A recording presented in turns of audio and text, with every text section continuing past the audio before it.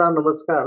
मी doctor आनंद मळके-मुळेकर आपलं सर्वांचं kV डायलॉग्समध्ये स्वागत करतो. तर दर मंगळवारी आणि शुक्रवारी आपण या केव्ही डायलॉगद्वारे महाराष्ट्रामध्ये जे काही आपले शेतकरी वर्ग आहे, यांच्यासाठी मार्गदर्शनासाठी आपण विविध गेस्टला आमंत्रित करत असतो आणि त्यांच्याद्वारे आपण शेतकऱ्यांना या प्लॅटफॉर्मवर माहिती देण्याचा एक प्रयत्न करत असतो. सर्वात प्रथम आपण थोडक्यात केव्ही डायलॉग्स किंवा खेती वल्ला यांच्याबद्दल माहिती घेऊया. तर हे खेती वल्ला हे एक ISO सर्टिफाईड कंपनी आहे, जी हलदारी कम्युनिकेशन प्रायव्हेट लिमिटेडचा एक प्रॉडक्ट आहे आणि यांचा एक प्रामाणिक हेतू आहे, की हे शेतकऱ्यांपर्यंत पोहोचून शेतकऱ्यांना कशा पद्धतीनं जास्तीत जास्त मदत मिळेल यांचा प्रयत्न करत असतात. तर आपल्याला माहिती आहे, की भारत हा एक कृषीप्रधान देश आहे आणि या कृषीप्रधान देशामध्ये जर आपण शेतकऱ्यांची जर अवस्था पाहिली, तर आज शेतकऱ्यांना खूप काही मार्गदर्शनाची गरज आहे. कारण शेतकरी हा जो काही ज्ञान आहे शेतीविषयी, शेतकऱ्यांना आज पोहोचवणं गरजेचं आहे आणि आपलं जे काही उत्पादन आहे, शेतकऱ्याचं दरडोई उत्पादन वाढवणं गरजेचं आहे. तर यासाठी खेतीवल्ला किंवा केव्ही डायलॉग जे आहे, यांचा एक प्रयत्न आहे आणि ते काय करतात, तर यांचं एक स्वतःचं ॲप आहे, ज्याच्याद्वारे हे शेतकऱ्यांना सर्व प्रकारच्या जे काही प्रॉब्लेम्स असतील, अडचणी असतील, या अडचणींवर मात करण्यासाठी एका ठिकाणी सोल्युशन देण्याचा प्रयत्न करतात. आता खेती वल्ला जे आहे, हे कशाप्रकारे काम करतं, तर यांचं खेती वल्लाचं जर काम करण्याचं जर तुम्ही क्षेत्र पाहिलं, तर यांच्या खूप साऱ्या ॲक्टिव्हिटीज आहेत. याच्यामधलं एक-एक ॲक्टिव्हिटी आपण थोडक्यात माहिती घेण्याचा प्रयत्न करू. तर खेती कॉर्नर असेल, तर खेती कॉर्नरमध्ये काय केलं जातं, तर शेतकऱ्याला जे काही त्यांचं प्रॉडक्ट असतील किंवा त्याचं जे उत्पादन आहे, ते डायरेक्ट कस्टमरपर्यंत पोहोचवायचं काम या खेती कॉर्नरद्वारे केलं जातं. खेती केंद्रामध्ये जे काही वेगवेगळ्या मॉडर्न मॉडर्न प्रॅक्टिसेस म्हणजे किंवा आपण जे काही नवीन संशोधन आणतो, जे पण किंवा शेतीमध्ये जे काही नवीन अडचणी येतात, तर शेती केंद्राद्वारे प्रत्येक तालुक्यामध्ये यांचं एक ध्येय आहे, की त्या ठिकाणी तालुक्याच्या ठिकाणी शेतकऱ्यांना एक माहिती मिळवण्यासाठी एक सेंटर उभारायचं आणि त्या ठिकाणी शेतकऱ्यांना काय केलं जाईल, तर विविध प्रकारची जी काही माहिती लागते ती या ठिकाणी दिली जाते. शेतीमाला एक यांचं एक ॲग्री मॅगझीन आहे, ॲग्री न्यूज आहे. यामध्ये तुम्हाला विविध विषयांवर मार्गदर्शन मासिकाद्वारे दिलं जातं. शेती पुरस्कार आहे, जे शेतीमध्ये वेगवेगळं विविध काम करतात किंवा शेतीमध्ये एखादी नवीन टेक्नॉलॉजी आणतात, संशोधन करतात. याबद्दलही जे काही संशोधक असतील किंवा जे काही शेतकरी नवीन एखादी टेक्नॉलॉजी आणत असतील किंवा एक शेतीमध्ये चांगलं कार्य करत असतील, तर त्यांना खेती पुरस्कार हे दिला जातो. हे एक चांगलं ॲक्टिव्हिटी वल्लाद्वारे केली जाते. आज आपण जो सेशन पाहतोय, तो म्हणजे केव्ही डायलॉग. केव्ही डायलॉगमध्ये शेतकऱ्यांना त्यांच्या स्वतःच्या भाषेमध्ये म्हणजे आपण आता महाराष्ट्रामध्ये जर पाहिलं, तर आपण शेती संवाद हा एक नवीन सेशन सुरू केलेला आहे. तर अशा पद्धतीनं शेतीवल्ला शेतकऱ्यांसाठी कार्य करत असतं किंवा शेतीवल्ला जे आहे, ते थर्ड पार्टी सर्व्हिसेस पण प्रोव्हाईड करायचं काम करतं. मग यामध्ये शेतकऱ्यांना विविध औषधं असतील, विविध मशिनरीज असतील किंवा एखादं ठिकाणी त्यांना जर एक नवीन काही टेक्नॉलॉजी आणायची असेल किंवा बी विकत घ्यायचं असेल, तर वेगवेगळ्या शेतीमध्ये असणारे जे काही प्रॉब्लेम्स असतात, यावर सोल्युशन देण्याचाही हे थर्ड पार्टीद्वारे पण प्रयत्न करतात. तर हा आजचा जो केव्ही डायलॉगचा हा एक 7वा सेशन आहे आणि या केव्ही डायलॉगच्या सेशनद्वारे आपण आज शेतीमध्ये भाजीपाला हा एक चांगलं पीक आहे. तर याबद्दल आपण भाजीपाला व्यवस्थापन कसं करायचं याबद्दल आज या डायलॉगमध्ये माहिती घेणार आहोत. आतापर्यंत आपण विविध विषयांवर मार्गदर्शन दिलेलं आहे. हे आमचे आतापर्यंतचे पॅनलिस्ट आहेत, ज्यांनी वेगवेगळ्या विषयावर आपल्याला शेतकऱ्यांना वेगवेगळ्या भाषेमध्ये माहिती देण्याचा प्रयत्न केलेला आहे.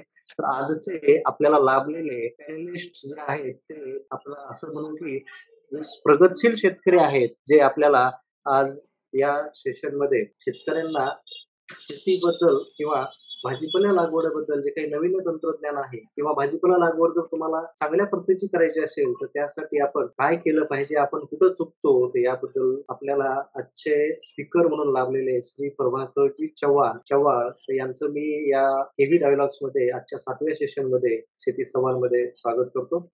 यांची जर आज प्रभाकर चव्हाण यांची जर बद्दल जर सांगायचं झालं, तर हे प्रगतशील शेतकरी आहेत. त्यांच्या आजोबापासूनच शेती ही चांगल्या पद्धतीची केलेली आहे आणि आजही ते त्यांचा वारसा पुढे नेतायत.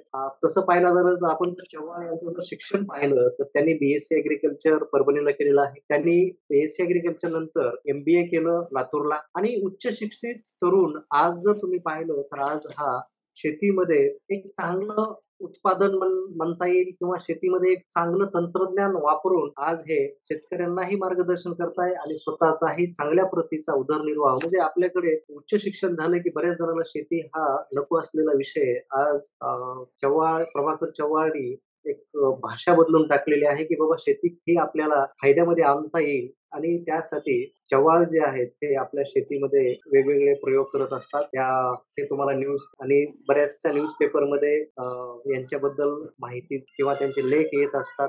त्यांचं मार्गदर्शन घेतलं जातं. तर हे असे तुम्हाला न्यूजपेपर दिसतील. तर त्यांचं खूप महत्त्वाचं रोल जो आहे ह्या शेतकऱ्यांसाठी आहे आणि सांगायला आनंद होतो.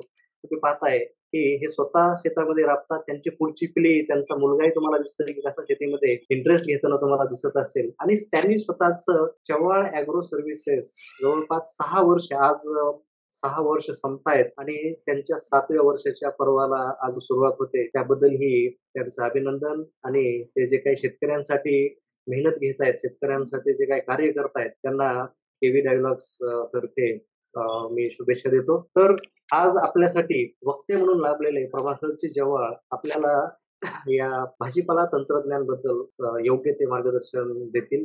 प्रभाकर चव्हाण आपलं सर्वप्रथम मी स्वागत करतो आणि आपण शेतकऱ्यांना मार्गदर्शन करावं ही विनंती करतो. नमस्कार. मी प्रभाकर चव्हाण, राहणार मोरेगाव, तालुका सेलू, जिल्हा परभणी येथील असून शेतकरी असून आपल्याला माहितीप्रमाणे सांगितल्याप्रमाणे मडके सरांनी सांगितल्याप्रमाणे माहितीनुसार आजचा विषय हा भाजीपाला लागवड याविषयी आपण आज चर्चा करणार आहोत. तर भाजीपाला हा पीक निवड करताना तर आज आपण पाहिले आहे की भाजीपाल्यामध्ये आज बरेच शेतकरी म्हणजे लखपती म्हणा की करोडपती म्हणा म्हणजे कशामुळे झालं तर जे मार्केटमध्ये जे विकतंय तेच पिकवायचं आणि ती वेळ म्हणजे अचूक वेळ आहे. त्या अचूक वेळी लागवड केली आणि पुढच्या मार्केटचा रेट पाहून लागवड केली तर मिळणारा हा उत्पादन आणि मिळणारा हा नफा हा वाढत जातो. म्हणजेच पाहायला गेलं तर परफेक्ट शॉट, परफेक्ट थॉट जे शेतकऱ्यांनी म्हणजे एक परफेक्ट नियोजन केलं आणि मार्केटचं परफेक्ट पिकाचं नियोजन करून मार्केटचं नियोजन केलं तर मिळणारा हा उत्पादन आणि मिळणारा हा नफा हा चांगला राहतो. तर शेतकरी मित्रांनो आपण आज पाहता की भाजीपाल्याचे हा चढ उतार हा दरवर्षी राहणाराच आहे. बऱ्याच शेतकऱ्यांना भाजीपाल्याचे पैसे होतात. काही शेतकऱ्यांना पैसे होत नाही. तर भाजीपाला पिकाविषयी लागवड करायचं झालं तर तुम्हाला लखपती पीक करणारं पीक म्हणलं तर शेतकऱ्याला पालामानक पीक म्हणलं तर आपलं तुम्ही एक शिमला मिरचीची निवड निवड करू शकता. टोमॅटोची निवड निवड करू शकता. हे 2 पिकं असे आहेत की शेतकऱ्याला म्हणजे बऱ्यापैकी फायदा देणारे उत्पादन देणारे असं हे पीक आहे. तर हे नंतर भाजीपाल्यानंतर मिरची असो किंवा लाल मिरची असो, फुलगोबी असो व पत्ताकोबी असो, हे पण पिकं शेतकऱ्याला चांगले फायदेशीर पिके आहेत. लागवड करताना आता कसे दरवर्षी आपण पाहतो, भाजीपाल्याचा हा रेट म्हणजे एक मे महिन्यापासून ते एक 15 ऑगस्ट पर्यंत म्हणजे हा कालावधी हा भाजीपाला पिकासाठी आणि त्या भावासाठी हा उत्कृष्ट महिना असा ठरवला जातो. परंतु या महिन्यामध्ये बरेच शेतकरी यांना पाहिजे तसे उत्पादन घेता येत नाही व तसे उत्पादन घेता येत नाही आणि घ्यायचे झाले तर थोडेफार प्रमाणात उत्पादन असल्यामुळे हा मिळणारा बाजारभाव हा शेतकऱ्याला चांगला प्रॉफिटेबल ठरू शकतो. तर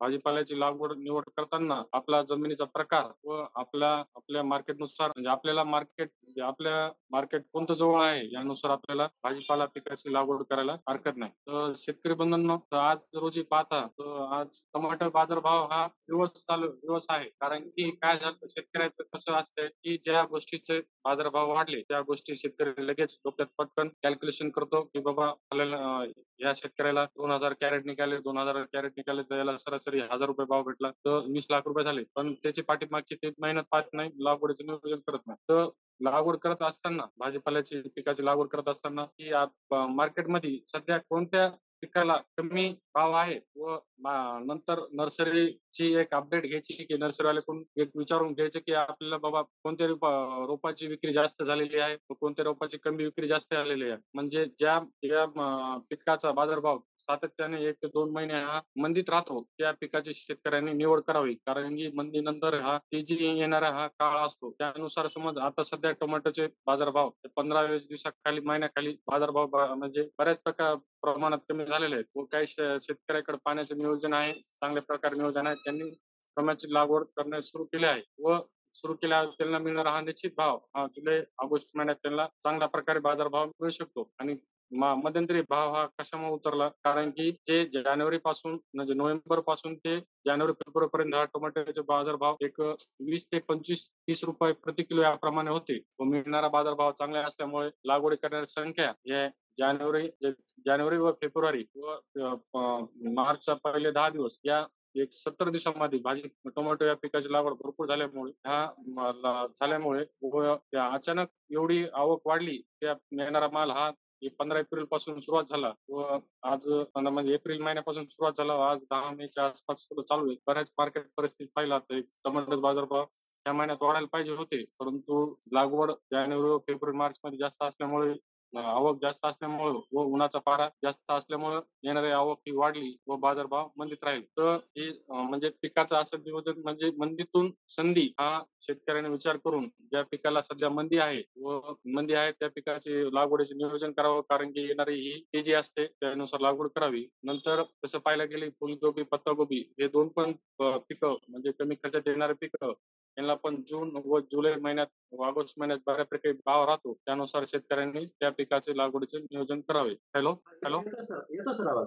करा कंटिन्यू. आवाज येतोय ना? हो, हो. येतो व्यवस्थित आहे एकदम. बरं. तर आता लागवड करायची झाल्यास आता सध्या लागवडीचा काळ सध्या मिरची पिकाची तुम्ही लागवड करू शकता. तर मिरची मिरची या पिकासाठी तुम्ही पाहिले पाहत असाल की सातत्याने हे 2-3 वर्ष झालं मिरची या पिकाला चांगल्या बऱ्यापैकी भाव भेटत नाही. त्याला पण बरेचसे असे कारणं आहेत. कारण की व्हायरस आहे. त्यानंतर बऱ्याचशा ठिकाणी आपण पाहिलं सिल्लोड या साईडला बऱ्याचपैकी भरपूर प्रमाणात मिरचीची लागवड होत असते. परंतु सातत्याने तिथं मिरची लागवड होत असल्यामुळे तिथं पण पाहिजे तसं व्हायरस म्हणजे बऱ्या प्रकारात व्हायरस हा प्रकार मिरचीला येणारा हा चुरडा हा प्रकार त्या प्रमाणात तिथं भरपूर प्रमाणात वाढलेला आहे. त्यामुळे पण तिथं पाहिजे तसं जे मोठमोठाले बेल्ट आहेत, त्या बेल्टमध्ये मिरची ह्या सातत्यानं घेत असल्यामुळे तिथं पाहिजे तसं उत्पादन भेटत नाही. आणि 1-2 वर्षापासून ब्लॅक थ्रिप्स म्हणजे काळ्या रंगाचा हा थ्रिप्स फुलकिडे या पिकाचा म्हणजे या किडीचा प्रादुर्भाव भरपूर प्रमाणात वाढल्यामुळे आणि या किडीला आतापर्यंत म्हणजे मार्केटमध्ये असं स्पेसिफिक लेबल क्लेम नसलेलं असं औषध मार्केटमध्ये उपलब्ध नाही. उपलब्ध नसल्यामुळे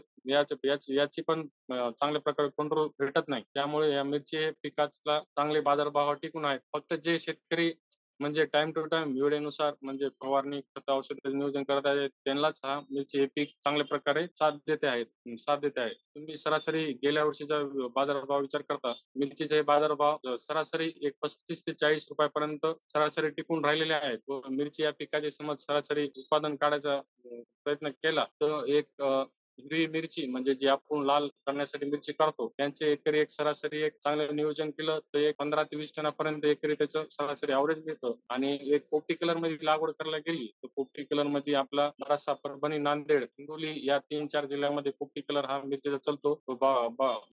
व सर्वत्र बाकी ऑल ओव्हर महाराष्ट्रामध्ये ग्रीन कलरची म्हणजे काळ्या पाटीची मिरची ही चालते. तर असं नियोजन केलं तर एक सरासरी 25 ते 30 रुपये सरासरी भाव धरला तर एक 15 ते 20 टन उत्पादन धरलं तर एक 4.5 ते 5-6 लाख रुपये शेतकऱ्याला या मिरची या पिकातून मिळू शकतात. आणि मिरची हे पीक शेतकऱ्याला म्हणजे खरंच सार्थक करण्यासाठी नियोजन करावं लागते. तर हे झालं मिरची या पिकाबद्दल. तर आपण आता एक नगदी पीक म्हणजे झटपट माल येणारा पीक म्हणजे 60 दिवसात तयार होणारं पीक असं आवडता विषय म्हणजे आपला हा टरबूज. तर बऱ्याच ह्या वर्षी काय झालं की बऱ्याच ठिकाणी महाराष्ट्रामध्ये पाण्याची पातळी खोल प्रमाणात गेली होती. पाण्याची उपलब्धता कमी असल्यामुळे यावर्षी बऱ्यापैकी टरबूज या पिकाचे सुद्धा शेतकऱ्याला चांगल्या प्रकारे उत्पादन मिळाले. तर टरबूज हे पीक पण शेतकऱ्याला काय म्हणजे लागवड करायला हरकत नाही. तर टरबूज हे पीक करताना कसं टरबूजाला हा 12 महिने मिळणारा भाव लक्षात घेता तर ज्या शेतकऱ्यामध्ये पॉसिबल आहे त्यांनी ज्यांच्याकडे जमिनीची उपलब्धता म्हणजे पावसाळ्यामध्ये हलकी व निचरा होणारी जमीन व वाहनाची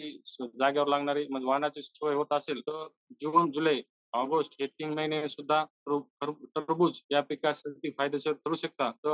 तर या जून, जुलै, ऑगस्ट हे 3 मध्ये पिकाची लागवड केलेली नुसार आम्ही जे 10 वर्षापासून या जून, जुलै, ऑगस्ट 3 महिन्यात आम्ही लागवड करतो. तर सरासरी आम्हाला या महिन्यामध्ये एक ₹15 ते ₹30 प्रति किलो म्हणजे 15 ते 30,000 रुपये प्रति टन याप्रमाणे आम्हाला या 3 महिन्यामध्ये म्हणजे या लागवड केलेला म्हणजे यांचा माल ऑगस्ट, सप्टेंबर, ऑक्टोबर या 3 महिन्यामध्ये आलेला माल, या मालाला आम्हाला सरासरी एक 15,000 ते 30,000 प्रति टन या मानाने मिळाला व येणारं पीक हे थोडं उत्पादन टनेजमध्ये कमी भेटतं, पण मिळणारा हा प्रॉफिट हा चांगला मिळतो. कारण की येणारं पीक हे तुमचं कमी कालावधी म्हणजे आपण मूग घेतो 60-65 दिवसाचं, तसंच हेच पीक तुम्हाला 60 ते 65 दिवसामध्ये तुम्हाला एक चांगल्या प्रकारे नफा देणारं हा पीक तुम्हाला टरबूजच्या पिकात सुद्धा तुम्ही या महिन्यामध्ये ज्यांच्याकडे पाण्याची उपलब्धता व जमीन हलकी व निचरा होणारी असेल त्यांनी टरबूज हे पीक जून, जुलै, ऑगस्ट या महिन्यात करायला हरकत नाही. कारण की काय राहतं की ऑक्टोबर हीट वाढलेली असते व त्या महिन्यामध्ये आपल्याला फळ पीक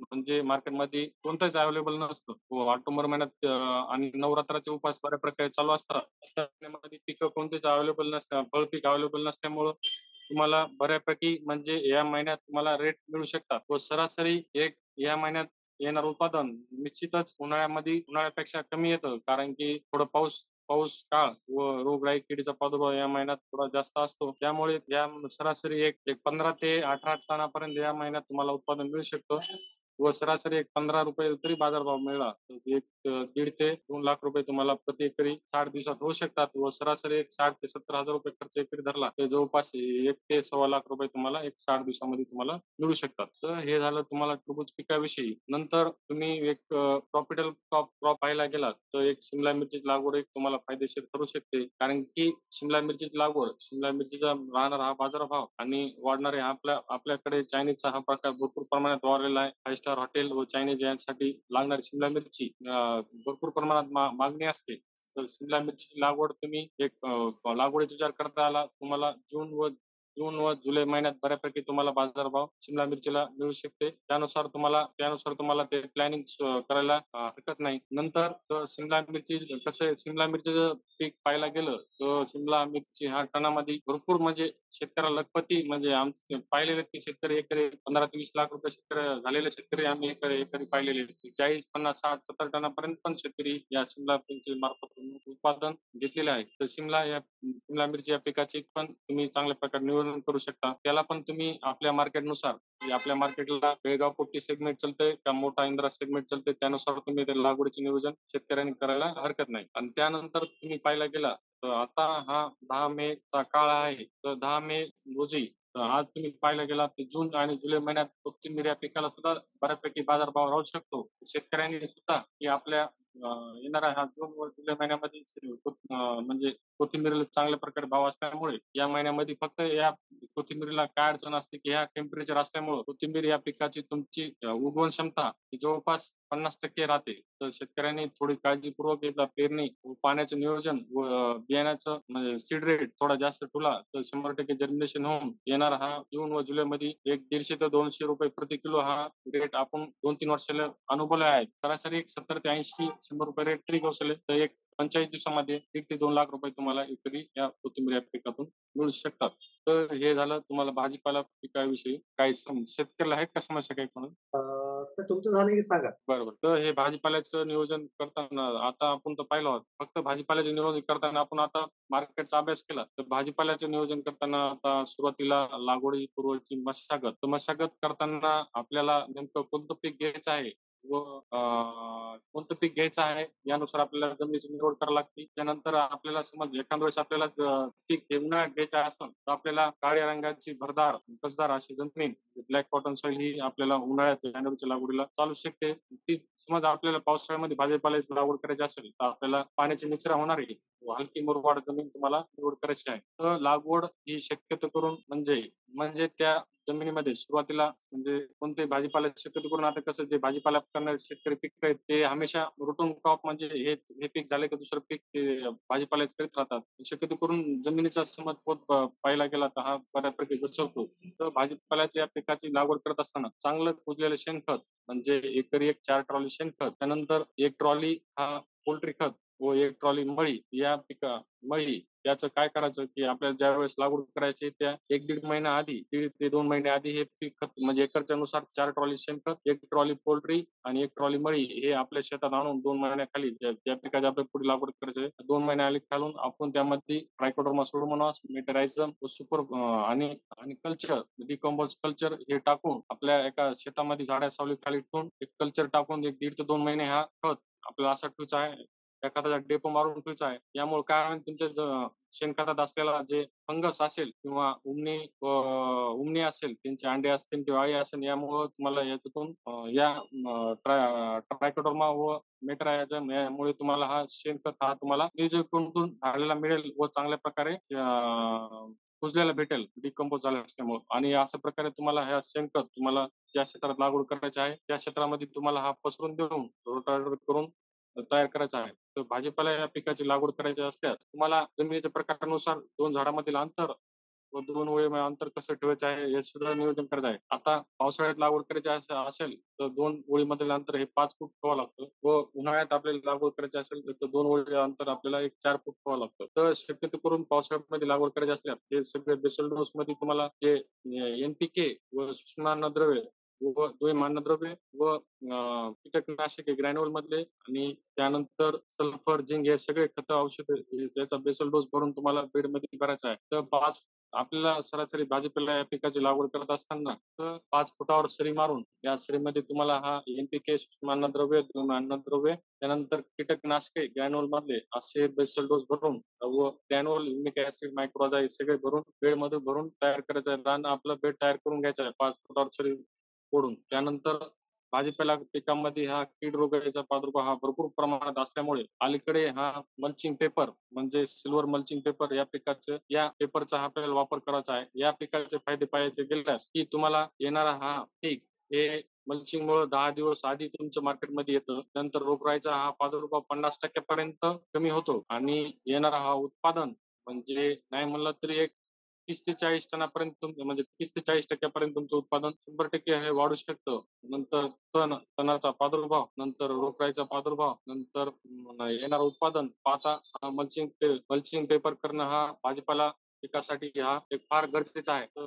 लागवड करायची असल्यास 5 फुटावर तुम्हाला सरासरी 2700 मीटर रनिंग फूट होतं. तर तुम्हाला 5 एकरला 2700 मीटरला एक सरासरी 400 मीटरचा हा बंडल रोल असतो. तर 400 मीटर जवळपास तुम्हाला एक एकरी 7 रोल तुम्हाला एकरी लागतात. यामध्ये पण तुम्हाला निवड करताना आपल्याला पीक किती महिन्याचं घ्यायचंय त्यानुसार तुम्हाला 20 मायक्रॉन, 25 मायक्रॉन, 30 मायक्रॉन असं पेपर निवडायचं आहे. मग आपल्याला पीक हे खरबूज पिकासारखं पीक घ्यायचं आहे. 60 ते 65 दिवसाचं तर तुम्हाला एक 20 मायक्रॉनचा हा पेपर सुद्धा चालू शकतो. तुम्हाला समज